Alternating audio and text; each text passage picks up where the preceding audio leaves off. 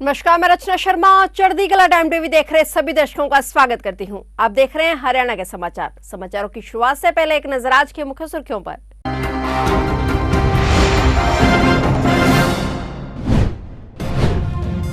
जल संरक्षण योजनाओं का ज्यादा से ज्यादा लाभ उठाएं किसान। मुख्यमंत्री मनोहर लाल ने चंडीगढ़ में मिकाडा के लाभार्थियों से किया वर्चुअल संवाद। करनाल पहुंचे मुख्यमंत्री मनोहर लाल, सीएम ने कार्यकर्ताओं संग सुना मन की बात कार्यक्रम। हरियाणा के नूह जिले में इंटरनेट सेवाओं पर 3 दिन के लिए लगी रोक। प्रदेश सरकार ने जारी किया आदेश। 26 फरवरी से 28 फरवरी की रात 12 बजे तक इंटरनेट सेवाएं अस्थायी रूप से बंद।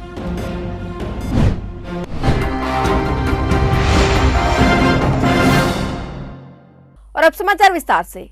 हरियाणा के मुख्यमंत्री मनोहर लाल ने कहा कि किसानों को ड्रिप मनी स्प्रिंकलर और पोर्टेबल स्प्रिंकलर और माइक्रो इरिगेशन सिस्टम के लिए 58,000 एकड़ खेतों के 19,517 लाभार्थियों को 179.39 करोड़ रुपए की आर्थिक सहायता प्रदान की गई है। इसलिए किसान जल संरक्षण की योजनाओं को ज्यादा से ज्यादा लाभ उठाएं। और मुख्यमंत्री मनोहर लाल चंडीगढ़ में मिकाडा के लाभार्थियों से वर्चुअल संवाद कर रहे थे।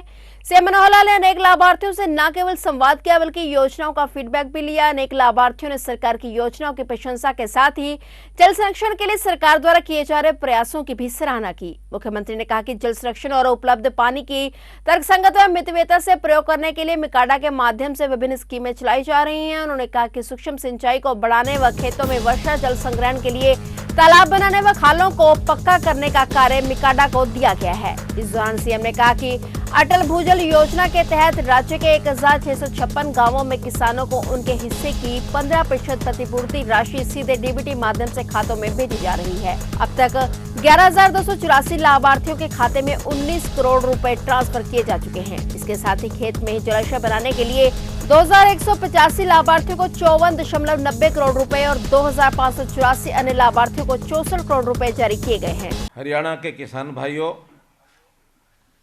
मेरे जल मित्रों, मैं आज आपको जल मित्र कह करके इसलिए संबोधित कर रहा हूं कि आज एक बहुत विशेष प्रयोजन से आपके साथ में बात कर रहा हूं। आज जो बारी है वो आप सब लोगों से, जिन्होंने अपने खेती के काम के लिए एक विशेष काम किया है, वो है माइक्रो इरिगेशन से और पानी की सिंचाई का लाभ आपने उठाया है।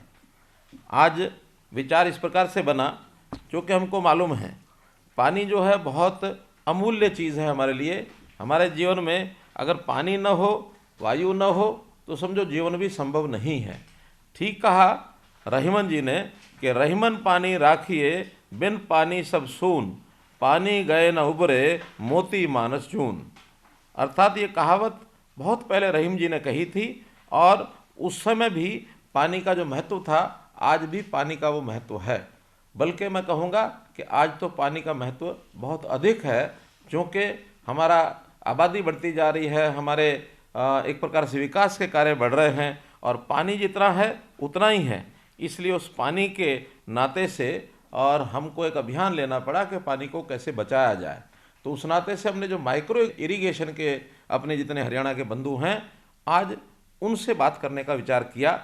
तो मुझे ये बताया गया कि आज जो माइक्रो इरिगेशन के जो लाभार्थी हैं उनसे बात करनी है। बात तो ठीक है, एक सामान्य भाषा में तो जो माइक्रो इरिगेशन का लाभ उठा रहे हैं उनसे ही मैं बात कर रहा हूँ, लेकिन सही मायने में लाभ आप नहीं उठा रहे, बल्कि इसका लाभ तो हरियाणा की पूरी जनता को हो रहा है। हम और आप तो उसमें एक साधन बन रहे हैं। आपने आह्वान, हमारे आह्वान के ऊपर और पानी को बचाने के लिए माइक्रो इरिगेशन का उपयोग शुरू किया और मैं भी इस मुहिम में बहुत पहले से लगा हूँ। इसलिए आप एक प्रकार से मेरा साथ दे रहे हैं, जल मित्र के साथ के नाते से साथ दे रहे हैं। राशिद जुनैद हत्याकांड को लेकर हरियाणा के नूह जिले में बनी तनाव की स्थिति को देखते हुए हरियाणा सरकार ने तुरंत प्रभाव से इंटरनेट सेवाओं को अस्थायी रूप से बंद करने के आदेश जारी किए हैं। इन आदेशों के अनुसार आज 26 फरवरी से 28 फरवरी की रात 12 बजे तक इंटरनेट सेवाएं अस्थायी रूप से बंद रहेंगी। इस संबंध में सरकारी प्रवक्ता ने जानकारी देते हुए बताया कि जिला नूह में वर्तमान स्थिति के मद्देनजर सांप्रदायिक तनाव व सामाजिक शांति भंग होने की संभावना को देखते हुए SMS और विभिन्न सोशल मीडिया प्लेटफॉर्म जैसे व्हाट्सएप, फेसबुक, ट्विटर आदि के माध्यम से दुष्प्रभाव और अफवाहों के प्रसार को रोकने के लिए इंटरनेट सेवाओं को 3 दिनों के लिए बंद करने का निर्णय लिया गया है। उन्होंने बताया कि उपरोक्त आदेश के उल्लंघन का दोषी पाए जाने वाले किसी भी व्यक्ति पर संबंधित प्रावधानों के तहत कानूनी कार्रवाई की जा सकती है।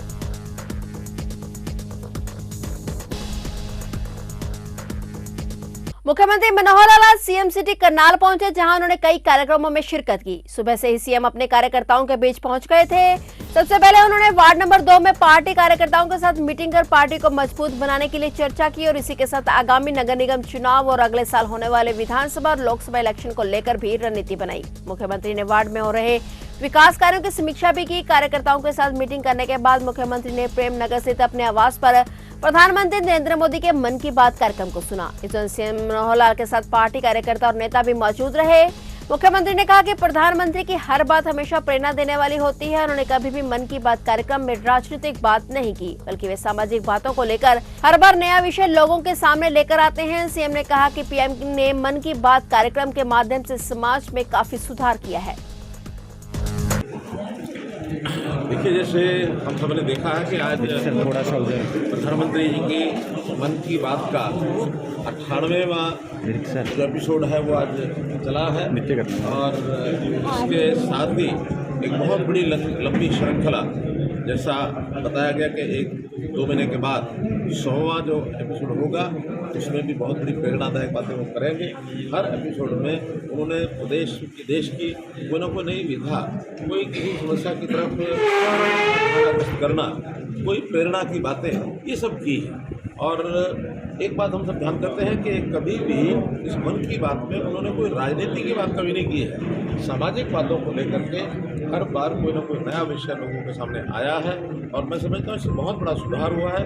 हरियाणा के मुख्यमंत्री मनोहर लाल आज करनाल दौरे पर हैं। मुख्यमंत्री मनोहर लाल ने करनाल में आयोजित कई कार्यक्रमों में शिरकत की। मुख्यमंत्री ने आज कार्यकर्ताओं के साथ मिलकर प्रधानमंत्री के मन की बात कार्यक्रम को सुना और इस दौरान वे 2 से 3 कार्यक्रमों में भाग लेने पहुंचे। पहला कार्यक्रम मन की बात सुनने का कार्यक्रम था और दूसरा कार्यक्रम डॉक्टर मंगल सेन ऑडिटोरियम में आयोजित किया जा रहा है, जो निफा के द्वारा आयोजित किया गया है। उसमें मुख्यमंत्री ने बतौर मुख्य अतिथि के रूप में शिरकत की है। इस दौरान मुख्यमंत्री मनोहर लाल के साथ चढ़ती कला ग्रुप के चेयरमैन पद्मश्री सरदार जगजीत सिंह दर्दी भी मौजूद रहे। इस कार्यक्रम में पहुंचने के बाद कार्यक्रम के आयोजकों ने द्वारा मुख्यमंत्री का बैच लगाकर उनका स्वागत किया और इस कार्यक्रम के बाद वो जनता दरबार लगाने पहुंचे, जहां पर आमजन की समस्याओं को सुना और उनके समाधान करने का आश्वासन दिया।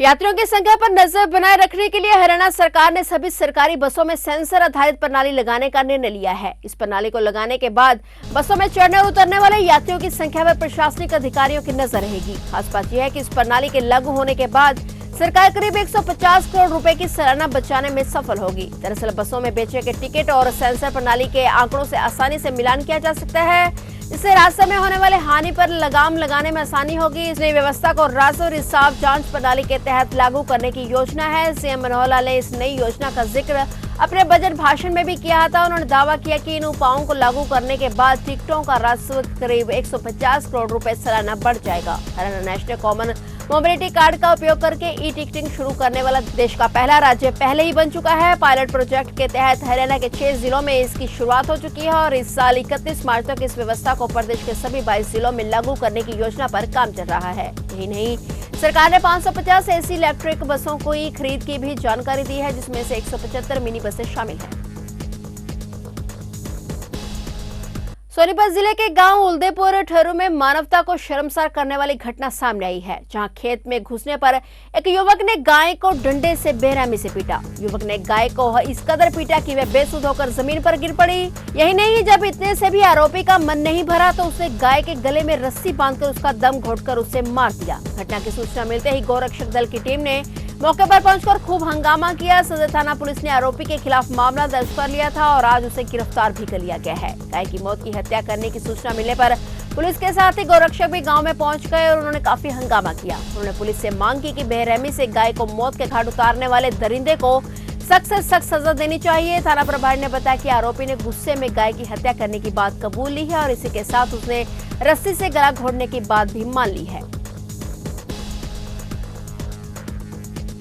हरियाणा के गृह मंत्री अनिल विज ने कांग्रेस पर ट्वीट से तो हमला किया ही है, साथ ही मीडिया से बातचीत में कांग्रेस की मानसिकता की कलई खोलकर रख दी है। अनिल विज ने घरोंडा के विधायक हरविंदर कल्याण के फार्म हाउस पर पहुंचे थे, जहां पर विधायक व बीजेपी कार्यकर्ताओं ने गृह मंत्री विज का गुलदस्ते से स्वागत किया। अनिल विज ने कांग्रेस पर जुबानी हमला बोलते हुए कहा कि प्रधानमंत्री नरेंद्र मोदी सिर्फ देश का ही फिगर नहीं है बल्कि विश्व का सम्मानित चेहरा है और कांग्रेस कह रही है कि मोदी तेरी कब्र खुदेगी। कांग्रेस पार्टी को जहां जाना था वहां जा चुकी है और मोदी जी को कह रहे हैं कि तेरी कब्र खुदेगी और कांग्रेस को जवाब देने के लिए ही उन्होंने ये ट्वीट किया है। और वहीं कांग्रेस के हाथ से हाथ जोड़ो अभियान को अनिल विज ने ढोंग करार दिया है। देखिए ना, अब ये जो कांग्रेस के लोग हैं और एक प्रधानमंत्री जो कि आज खाली देश का फिगर नहीं है, आज वो सारे संसार का एक सम्मानित चेहरा है और ये लोग कह रहे हैं कि मोदी तेरी कब्र खुदेगी। आप तो तुम सारा कांग्रेस पार्टी चली गई जहां इन्होंने जाना था और मोदी को कह रहे हैं तेरी कब्र खुदेगी, तो उस पर मैंने वो ट्वीट किया है। कांग्रेस पार्टी का सर आपने जिक्र किया, हाथ से हाथ जोड़ो यात्रा 1 फरवरी से निकाल रहे हैं उसको। अरे ये तो ढोंग है, हाथ से हाथ कहाँ जोड़ना, इन्होंने तो तलवारों से सिर कटवाए हैं, ये हाथ से हाथ जोड़ने वाले कहाँ। 1947 में इन्होंने 1 लाख लोग मरवा दिए देश का विभाजन करके, 84 में दिल्ली में देश में सारा इन्होंने कत्लेआम कराया। ये हाथ से हाथ कहाँ मिलाने वाले हैं, और दूसरों से हाथ से हाथ तो बाद में मिलाना, पहले अपने हाथों मिला लो। पहले भूपिंदर सिंह हुड्डा किरण चौधरी से तो मिला ले हाथ, पहले भूपिंदर सिंह हुड्डा सैलजा से तो मिला ले हाथ, लोगों के हाथ से हाथ तो बाद में देखना। हाल ही में एनसीआरबी की रिपोर्ट आई है, 27% जो है महिला उत्पीड़न के मामले प्रदेश के अंदर बढ़े हैं, इसको कैसे देखिए? ऐसा है, कानून व्यवस्था पे हम पूरी तरह नियंत्रण रखे हुए हैं। अब ये रिपोर्टें कितनी वाजिब है कितनी नहीं है, मैं इस पर कोई टिप्पणी नहीं करूँगा। हमने देखो जो डायल 112 शुरू की है और उसका एवरेज रीच टाइम जो है वो 8 मिनट है। 8 मिनट में हमारी गाड़ी पहुंच रही है, हमारी पुलिस पहुंच रही है, तो उससे बहुत रिलीफ मिला। सरकार की कोशिशें बहुत बड़ी है, लेकिन उसके बावजूद भी आपराधिक घटनाएं बढ़ रही हैं, कैसे देखते हैं? नहीं, हम उसी प्रकार से अपने सिस्टम को दुरुस्त करते जा रहे हैं। तो ई टेंडरिंग को लेकर भी काफ़ी विवाद छिड़ा हुआ है। अजय चौटाला ने यह बात कही है कि सरपंच एक बार इसको देखे। सरकार सोच रही है, देखते क्या करते हैं। जगाधरी में एसडी पब्लिक स्कूल के पास एक घर में 2 व्यक्ति लूटपाट करने और घर में घुसकर घर से लूटपाट करके ले गए। घर के मालिक ने बताया कि जैसे ही वह घर में आया तो 2 व्यक्तियों ने उसके ऊपर छुरी से हमला कर दिया और उसे छुरी मारने की कोशिश की। जब उसने घर का माहौल देखा तो उसे लगा कि यह व्यक्ति घर से लूटपाट करके ले गए हैं। फिलहाल पुलिस मौके पर पहुंचकर जांच में जुट गई है। ऐसा है, हमारे को सूचना मिली थी भी ऐसे न्यू बस्ती में मटका चौक के पास ऐसे स्कूल में देख कोई 2 व्यक्ति हेलमेट के साथ आए, हेलमेट ओढ़ के आए और एक घर में बोले हम आपकी फैक्ट्री से हैं, वो आज लगाई तो लेडी ने कुंडा खोला और अंदर बढ़ गई। उसके बाद वो कह रहे लूटपाट किया है, ऊपर से उसका पति आ गया लेडीज का हिमांशु, वो आया तो उनके साथ उनकी हाथापाई और उसका आंगली पे थोड़ी चोट आई है, वो कह रहे छुरी मारी है मेरे को। इतनी बातें अभी आई है, बाकी अभी कोई शिकायत हमारे को प्राप्त नहीं हुई है रिटर्न में। वैसे परिवार के आरोप ने तो ये लगाया भी वो कोई लूट के ले गए। कुछ बताया क्या? नहीं, अभी कुछ नहीं, हमारे को जब तक रिटर्न कोई देंगे कंप्लेंट, जब तक हम कुछ कह नहीं सकते इसके बारे। वो कह रहे हम जांच करके अपनी चेक करके फिर आपको देंगे। यमुनानगर के छछरौली के नेशनल हाईवे 907 पर एक दर्दनाक हादसा हो गया। यहां अशोक लीलैंड व पिकअप और ट्रक की जबरदस्त टक्कर हो गई, जिसमें पिकअप में सवार लगभग दर्जनों लोग घायल हो गए, जिन्हें 2 एम्बुलेंसों की सहायता से अस्पताल में पहुंचाया गया। इनमें से एक की मौत हो गई और दूसरे को पीछे रेफर कर दिया गया। वहीं प्रत्यक्षदर्शी ने बताया कि जिस वक्त यहां तेज धमाके जैसी आवाज आई तो वह सहम गए थे। वे करीब आधा किलोमीटर पीछे थे और जब यहां आकर देखा तो छोटा हाथी के परकच्चे उड़ गए थे। फिलहाल ट्रक को कब्जे में लेकर कार्रवाई शुरू कर दी गई है।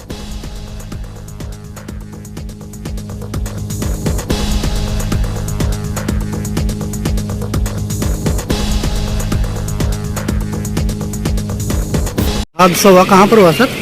सर हमें सूचना मिली थी कंट्रोल रूम से, ताज पैलेस के पास एक घोड़े का और एक अशोक लीलैंड छोटा, उसका एक्सीडेंट हुआ। अशोक लीलैंड में लेबर थी 12-13 आदमी, तो इस एक्सीडेंट में सभी को चोटें लगी हुई हैं। अभी हम सिविल हॉस्पिटल आए थे, यहाँ पे 5-6 आदमी यहाँ पे हैं।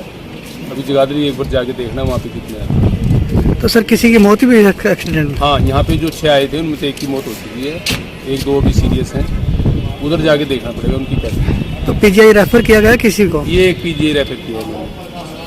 तो और तो कोई ऐसा नहीं है? नहीं, अभी अपडेट कुछ नहीं है और देखते हैं, फरार है ड्राइवर। थैंक तो ये थे हरियाणा के समाचार और नए समाचारों के साथ फिर से हाजिर होंगे। तब तक के लिए देखते रहिए चढ़ती कला टाइम टीवी और अब मुझे दीजिए इजाजत। धन्यवाद।